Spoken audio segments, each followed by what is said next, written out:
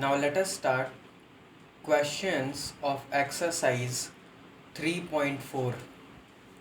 तो देखो, सबसे पहले हमें क्या करना है, find the principal and general solution. मतलब प्रिंसिपल और जनरल सोल्यूशन फाइंड करना है of the following equations. 4 equations दिए हुए हैं, इन चारों के लिए हमें पहले तो प्रिंसिपल सोल्यूशन फाइंड करना है, उसके बाद जनरल सोल्यूशन भी फाइंड करना है। तो चलो 1 का सोल्यूशन देखो। सबसे पहले तो प्रिंसिपल सोल्यूशन फाइंड करना है। प्रिंसिपल सोल्यूशन मतलब जो x की वैल्यू होनी चाहिए यहाँ पर वो 0 और 2 पाई के बीच होनी चाहिए। तो tan x is equal to √3 कब होता है? देखो, अगर तुम क्वाड्रेंट्स को ध्यान में रखोगे, this is the first quadrant, this is the second quadrant, this is the third quadrant, this is the fourth quadrant.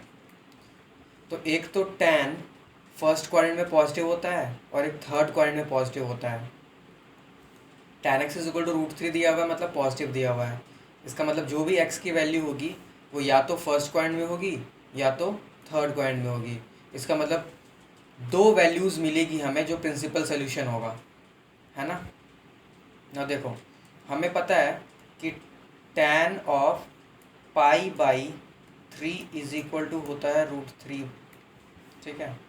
And क्योंकि tan ऑफ π/3, सपोज ये एंगल हो गया π/3, तो tan ऑफ π/3 अगर √3 है तो हम इसमें 2 पाई नहीं, पाई अगर हम ऐड कर दें, ठीक है, tan ऑफ π प्लस π/3, तो इस केस में भी this is equal to tan of π/3। क्यों? क्योंकि ये थर्ड क्वाड्रेंट में आ गया, थर्ड क्वाड्रेंट में वापस से tan पॉजिटिव होता है। अब देखो, अगर तुम ट्रायंगल्स बनाओगे ना यहाँ पर, तो इस ट्रायंगल में जो भी परपेंडिकुलर है और जो भी बेस है, इस ट्रायंगल में भी वही परपेंडिकुलर और बेस मिलेगा, है ना। अब यहाँ पर जो भी परपेंडिकुलर है वो पॉजिटिव है, परपेंडिकुलर की वैल्यू पॉजिटिव मिलेगी, बेस की वैल्यू भी पॉजिटिव मिलेगी हमें यहाँ पर। लेकिन इस केस में परपेंडिकुलर की वैल्यू भी नेगेटिव है और बेस की वैल्यू भी नेगेटिव है, माइनस x एक्सिस और नेगेटिव x एक्सिस, यहाँ पॉजिटिव x एक्सिस, यहाँ पॉजिटिव y एक्सिस, यहाँ नेगेटिव y एक्सिस, ठीक है। तो दोनों केस में p/b की वैल्यू मतलब tan की वैल्यू पॉजिटिव ही मिलेगी, ठीक है। तो हमारे पास क्या क्या वैल्यू आ गया कि एक तो tan ऑफ π/3 √3 की इक्वल होता है और एक तो tan ऑफ पाई प्लस π/3, और इसे फर्दर हम क्या सॉल्व कर लिख सकते हैं, this is equal to tan of 4π/3 is equal to √3, ठीक है। तो हम क्या बोलेंगे, देखो प्रिंसिपल सोल्यूशन, प्रिंसिपल का स्पेलिंग क्या है यहाँ पर, PAL, बहुत जगह PLE भी लिखा हुआ रहता है। अच्छा ठीक है, जो भी एनसीईआरटी में लिखा हुआ वही लिख दो। देखो principal solution of tan x is equal to √3 is क्या हो जाएगा, एक तो हो जाएगा π/3, एक हो जाएगा 4π/3, ठीक है। अब जनरल सोल्यूशन फाइंड करना है। तो जनरल सोल्यूशन के लिए तुम या तो tan ऑफ π/3 की वैल्यू को यूज़ करो या फिर tan ऑफ 4π/3 की वैल्यू को यूज़ करो, तुम्हारी मर्ज़ी है, तुम कोई भी वैल्यू को अपने अकॉर्डिंग यूज़ कर सकते हो। तो चलो, मेरा मन किया कि मैं यूज़ करूँगा tan of x is equal to tan of 4π/3, ठीक है। Now tan x is equal to tan y का जनरल सोल्यूशन क्या होता है, हमने थ्योरम में पढ़ा था कि x is equal to n π plus y होता है। So this will imply x is equal to, यहाँ पर ये x ही है, therefore x is equal to n π, n कहाँ से बिलोंग करता है, इंटीजर से, ठीक है, ये ध्यान में रखना है, प्लस y क्या है यहाँ पर 4π/3, ठीक है। So this is the general solution. अब अगर यहाँ पर हम 4π/3 के जगह अगर π/3 यूज़ करते हैं, ये वाला वैल्यू π/3, तो उस केस में तो जनरल सोल्यूशन कुछ और ही आता, x is equal to n π plus π/3 आ जाता है यहाँ पर। तो घबराने की ज़रूरत नहीं है, दोनों ही जनरल सोल्यूशन है और दोनों सेम ही सोल्यूशन है, दोनों अलग अलग सोल्यूशन नहीं है, क्योंकि n की जो वैल्यू है ना वो इंटीजर है यहाँ पर, तो वो वेरी करेगी n की वैल्यू, ठीक है। तो अलग अलग n की वैल्यूज़ के लिए जो x की वैल्यूज़ आएगी वो इस केस में भी वही सारी वैल्यूज़ आएंगी, और अगर तुम यहाँ π/3 करोगे ना तो भी x की सारी वैल्यूज़ वही आएगी। तुम्हें क्या करना है, n की सारी वैल्यूज़ को पुट करते जाना है। फॉर एग्जांपल चलो मैं समझा ही देता हूँ अच्छे से, ठीक है। चलो एक तो जनरल सोल्यूशन ये हो गया। एक जनरल सोल्यूशन ये भी तुम लोग बोलोगे कि x is equal to n pi plus pi by 3 होगा। ठीक है, अब देखो ध्यान देना, एन जेड से बिलोंग कर रहा है।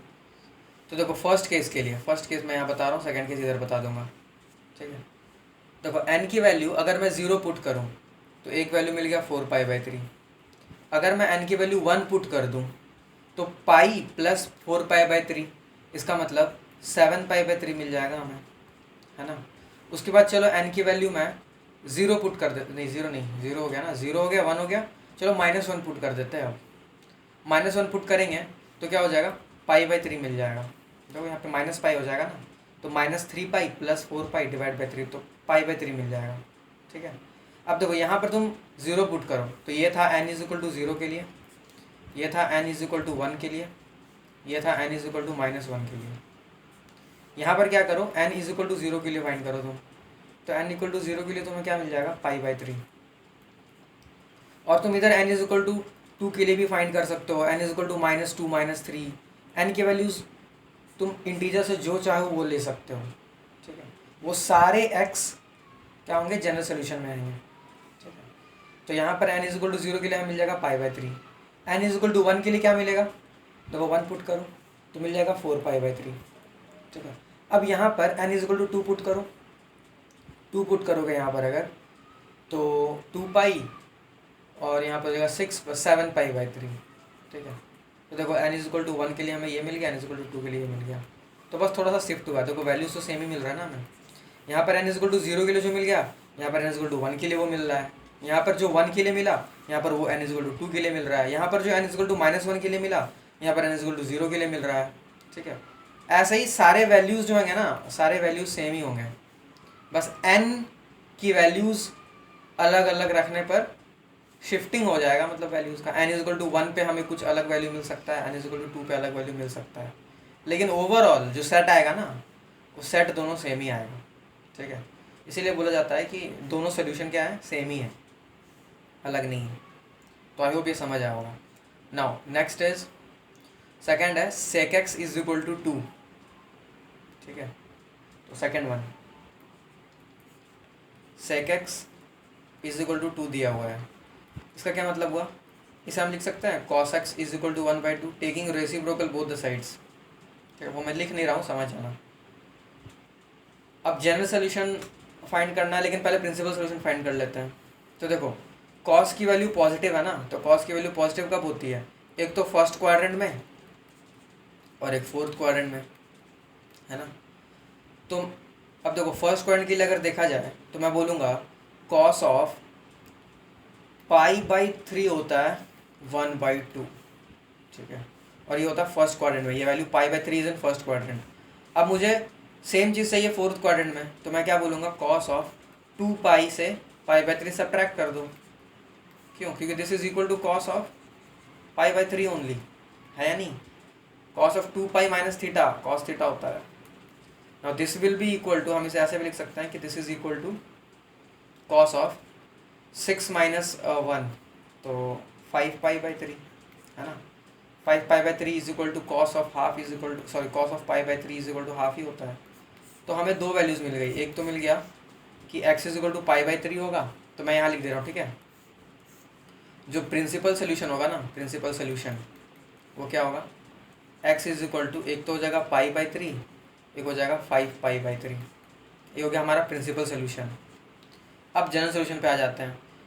तो सिमिलर वे में जनरल सोल्यूशन के लिए तुम क्या करो, या तो पाई बाई 3 कंसिडर कर लो या फिर 5 पाई बाई 3 कंसिडर कर लो। सो सपोज अब मैं लेता हूँ cos x is equal to cos of pi by 3। Therefore हमने फॉर्मूला पढ़ा था, तो मैं डायरेक्टली फॉर्मूला लिख रहा हूँ। ठीक है, x is equal to 2n pi plus minus y होता था, यानी कि पाई बाई 3 होता है। तो ये हो गया तुम्हारा जनरल सोल्यूशन। ठीक है, this is the general solution. अब अगर तुम चाहो तुम इसे सिंप्लीफाई भी कर सकते हो। ठीक है, सिंप्लीफाई करेंगे तो क्या हो जाएगा आंसर, तो एक तो हो जाएगा x इज इक्वल टू, एक बार हमने ले लिया addition 2n pi plus pi by 3, एक बार हम ले लेंगे subtraction sign, x is equal to 2n pi minus pi by 3, है ना। तो बस यही हो गया। अब तुम ऐड करना चाहो तो कर सकते हो, कोई कोई दिक्कत नहीं है इसमें। एक्स इज इक्वल टू यहाँ पर क्या हो जाएगा, पाई कॉमन ले लो तुम, तो यहाँ पर हो जाएगा 6n + 1/3। और यहाँ पर क्या हो जाएगा, एक्स इज इक्वल टू पाई वापस से कॉमन ले लो, यहाँ हो जाएगा 5n - 1, नहीं सॉरी 6n - 1 है ना, 6n - 1 / 3। तो ये हो गया, ठीक है। तो कैसा भी लिख लो।